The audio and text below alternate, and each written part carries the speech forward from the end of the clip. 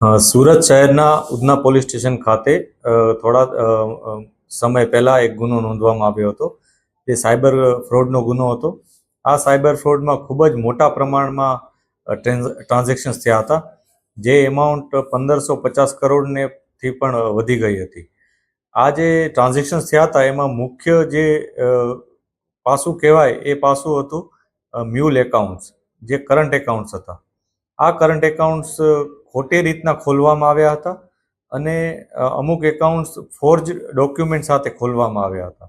આ સમગ્ર ઘટનામાં પોલીસે ખૂબ જ ઊંડાણપૂર્વક તપાસ કરી હતી, જેના માટે અમારી જે એસઆઈટી છે એ એસઆઈટી દ્વારા ઊંડાણપૂર્વક તપાસ ચાલુ હતી. એ દરમિયાન પોલીસના હાથમાં કેટલીક એવી બાબતો આવી કે જે સીધું એવું દર્શાવતું હતું કે જે બેંક એમ્પ્લોઈઝ છે એ લોકોનું સીધું ઇન્વોલ્વમેન્ટ આમાં જણાઈ આવ્યું હતું.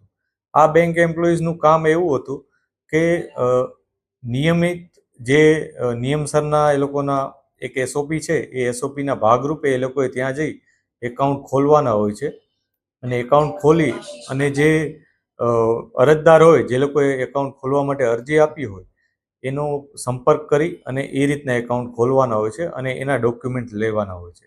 પરંતુ આ જે એકાઉન્ટ્સ ખોલવામાં આવ્યા છે, જે મ્યુલ એકાઉન્ટ્સ છે, એમાં જે આરોપી તરીકે જેટલા બેંક એમ્પ્લોઈઝ છે એ લોકોએ જે અરજદાર અથવા પ્રોપરાઇટર કે જેના નામે કરંટ એકાઉન્ટ ખોલવાના હતા એ લોકોનો સંપર્ક નહોતો કર્યો, પરંતુ સીધો જે મુખ્ય આરોપીઓ છે આ કેસના, કિરાત જાદવાણી અને અન્ય લોકો, દિવ્યેશ ચક્રાણી ને અન્ય જે છે એ તમામનો સંપર્ક કર્યો હતો અને સતત એ લોકોના જ સંપર્કમાં રહી અને આ પ્રકારના એકાઉન્ટ ખોલ્યા હતા.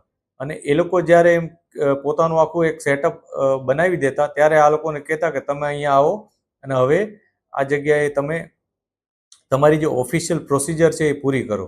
એટલે એ લોકો જે સેટઅપ બનાવતા હતા એ સેટઅપનું જાણકારી આ લોકોને હતી જ.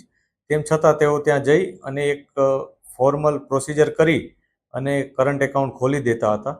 અને આ પ્રકારની ઘટનામાં પોલીસની પાસે જે પુરાવા મળ્યા છે એ પુરાવા તરીકે ટોટલ 8 બેંક એમ્પ્લોઈઝને પોલીસે આજે અરેસ્ટ કર્યા છે. એ 8 બેંક એમ્પ્લોઈઝમાં એકનું નામ અમિત ગુપ્તા, એક અરુણ ઘોઘારી. આ બે જે મુખ્ય જે હેડ તરીકેના એમ્પ્લોઈઝ છે, એક એરિયા હેડ છે અમિત ગુપ્તા અને અરુણ ઘોઘારી જે ઓએસડીએમ છે, જે વરાછા બ્રાન્ચમાં ઓએસડીએમ તરીકે પોતાની ફરજ નિભાવે છે. આ ઉપરાંત નરેશ માનાણી, કલ્પેશ કથિરિયા, કલ્પેશ કાકડિયા, મેન્સી ગોટી, આશીષ ઘડિયા, અનિલ જાની અને અનિલ જાની, આટલા ટોટલ 8 એમ્પ્લોઈઝ છે કે જે લોકોએ મોનિટરી બેનિફિટ લઈ અને આ પ્રકારના કરંટ એકાઉન્ટ ખોલાવી દીધા હતા.